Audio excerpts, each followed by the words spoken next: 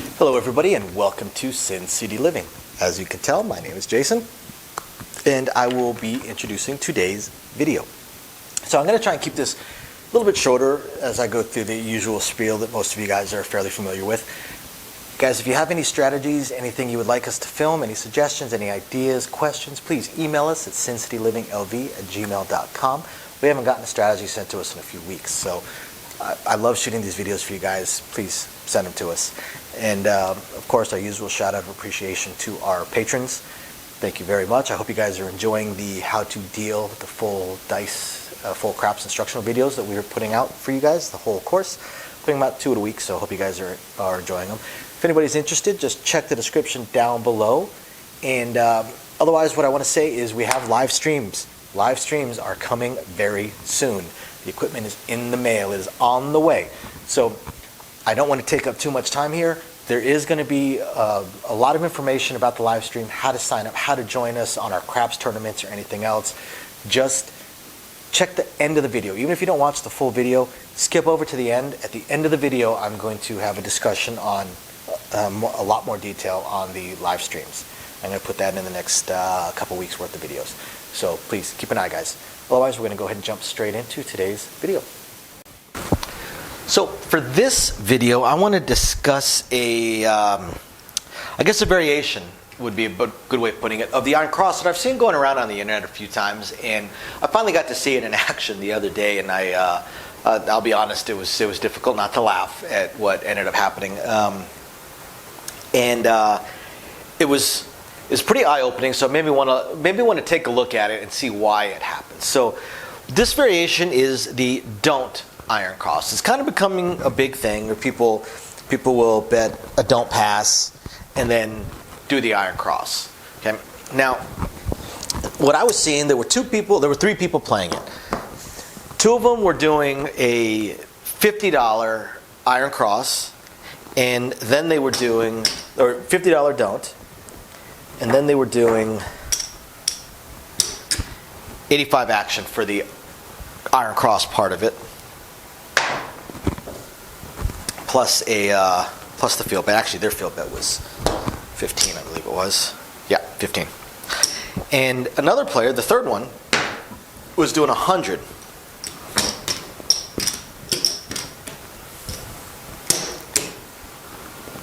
And then he was doing 170, and then with a green. No, not with a green.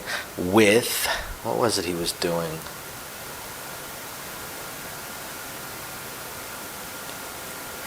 He was doing 40. Oh, 35. He was doing $35 field. That's what it was. $35 field. Now, the thing with the Iron Cross is it does not matter what the point is.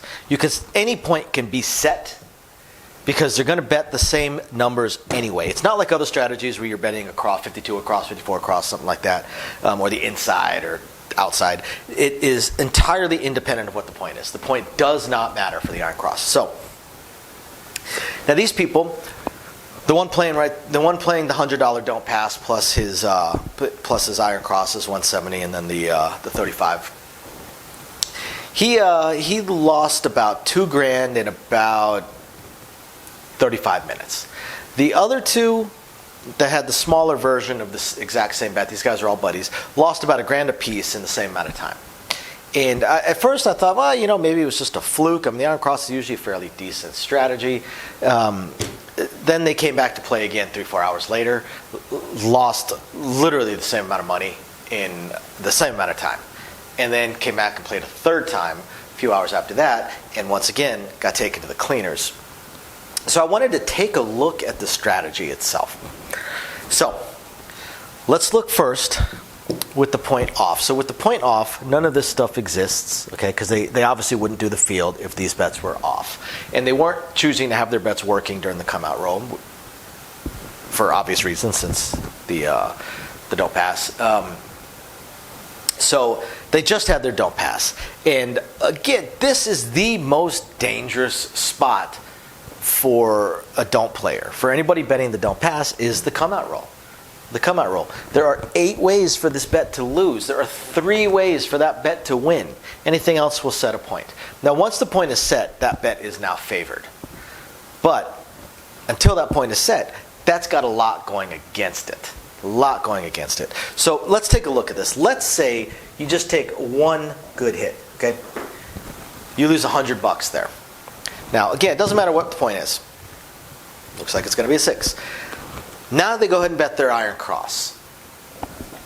And what does the player betting the largest amount of money, what do they win anytime something hits? Well, if it's a field bet, if it's a 4, a 9, a 10, or even a 3 or an 11, they're going to win $35. They're going to win $35. They're not losing anything anywhere else, so they win $35. If it's one of the place bets that they have, they're going to win $35. Pretty consistent here. These pay $70. They lose their 35 in the field, so they have to replace it, so they win $35. So no matter what hits, they win $35. That means that a single winner 7 on the come out roll, and they have to hit 3 hits, regardless of what it may be, field, place bet. They need to hit 3 hits to break even. They'll be slightly up, of course. They'll be slightly up, $105. So they'll be up $5. They'll be slightly up. It's basically break even. They need 3 hits to break even off of one winner 7, which again happens relatively often. One winner 7, one winner 11 on a come out roll. Okay, so it takes 3 hits just to break even on that bet. If you've already lost one. Well, let's see who haven't lost one. Okay. Well, you win 35 each time, right?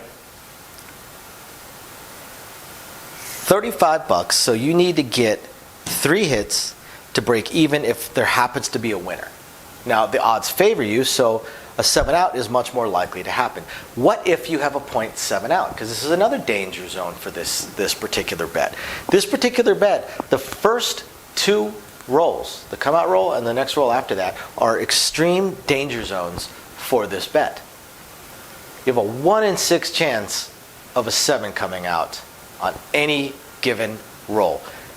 Odds are definitely stacked against you on not having that 7 come out fairly quick. So if you get a .7 out, what happens? Well, you lost $170,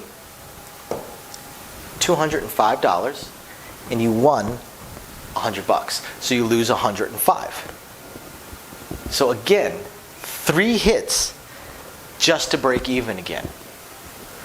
That right there is the reason, as I was watching these, that's the reason that these people were losing, because they were in a slow spiral down.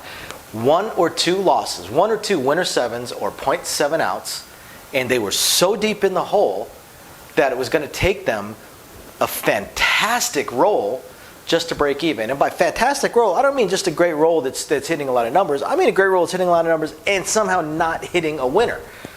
Because if they hit a winner, they lose that $100 right there, which again is just as bad as hitting a winner 7 or a winner 11 on the come out roll, where it's going to take 3 hits just to break even. Just to break even. So, and now knowing you're losing 170 here, so you're counting on that you're losing 205 really. You're counting on that 7 out to eventually hit, right? You need to hit 3 numbers. You need to hit 3 payouts before the 7 out to break even. You lose 105 because you lose 205, but you win 100 there. So you lose 105 on a 7 out. You get paid $35 depending per hit. So you need 3 hits of a number just to break even on a 7 out. 1 in 6 chance of a 7 coming. So you need, 50% of the time you're going to break even or lose money. The other 50% of the time, you get multiple hits. You might be able to start to catch up a little bit. But again, you're trying to catch up. This strategy does not, because it didn't really pick a side, and it's got so many danger zones, it's very, very difficult for this strategy to win. Which probably explains why I've seen it making the rounds on the internet, but I have never seen it played by anybody that actually made a serious effort. I've seen people play something similar with very small dollar amounts, but buying in for a few $1,000s and making a very serious effort at trying to win this or trying to play this, it's a whole different ball game. And watching them just get crushed. And as each roll is occurring, as each as each shooter is starting out, I'm looking at it, and I'd look at their bankroll as they took a hit, say a winner 7 or a winner 11, or 2 of them on a come out roll. And I'd look at their bankroll, and I looked at their bet.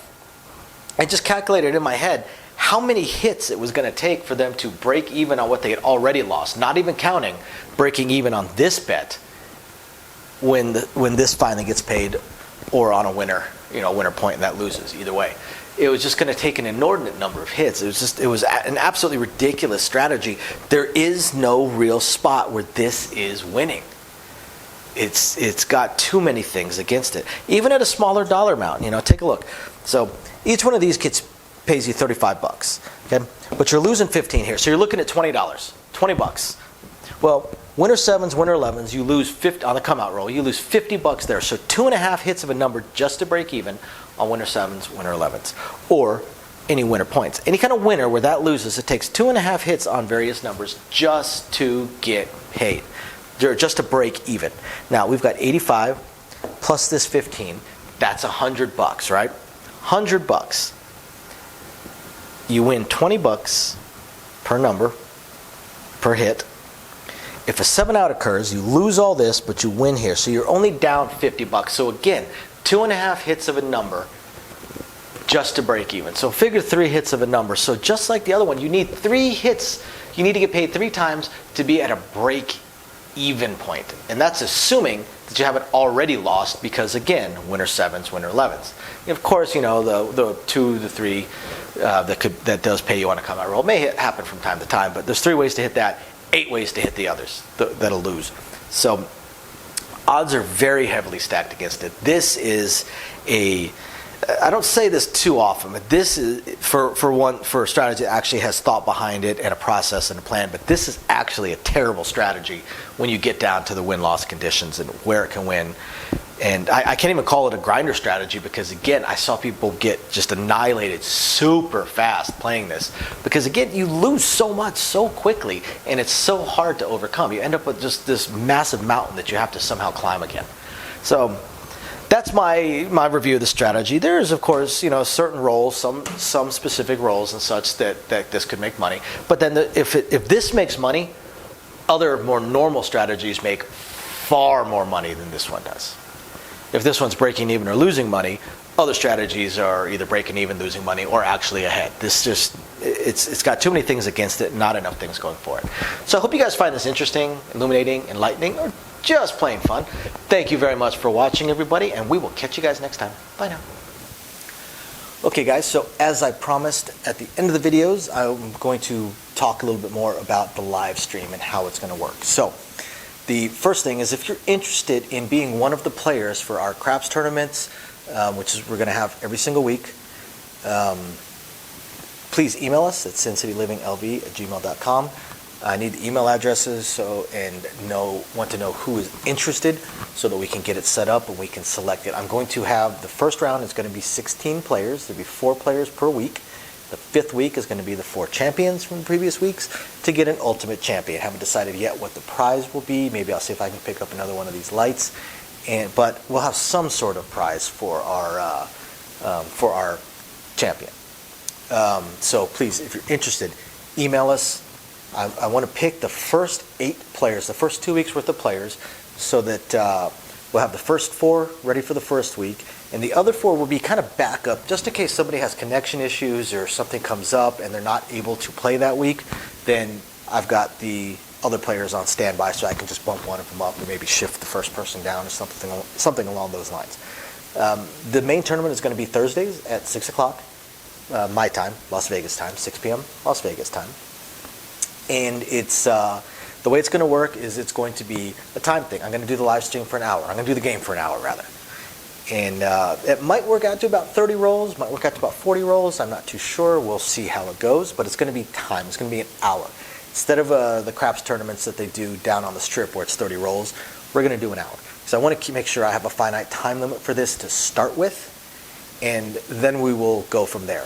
I'm going to find a way, either a Discord or a Zoom or a private chat room, some way for the players to be logged into something where I can communicate with them on my second computer so that they can tell me what their bets are, what they want to bet, what they want to press when something hits, without me having to scroll through the full chat of the live stream itself. I'm not going to be able to keep an eye on that. And if we have enough people watching and chatting, it could be difficult to keep an eye. So I have to figure that part out. Another reason I need the emails, so I can communicate back and forth with the potential players. So if you're interested, again, please email me. Eventually, just pretty much everybody's going to have an opportunity to be in on these things because we're going to do multiple ones.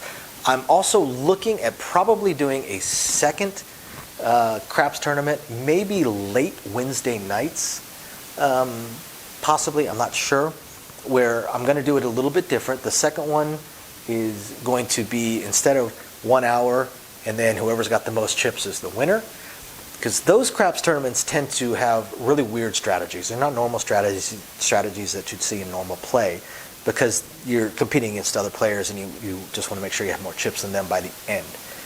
What I'm going to do with the second tournament is, instead of a weekly winner, we're going to play for an hour, and then I'll keep track of how much money people still have on there, or how many chips they still have.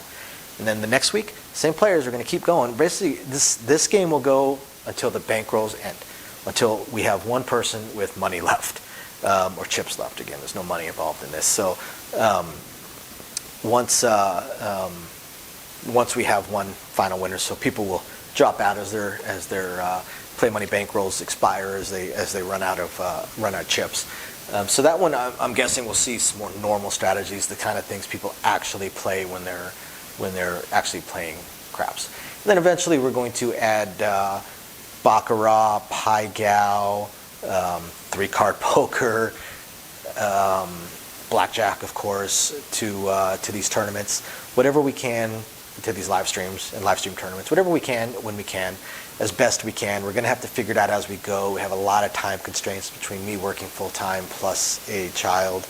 But we're going to do the best we can. We're very, very excited to have this going. And we also will try and pick a day or time where I can do a patron-exclusive tournament or two.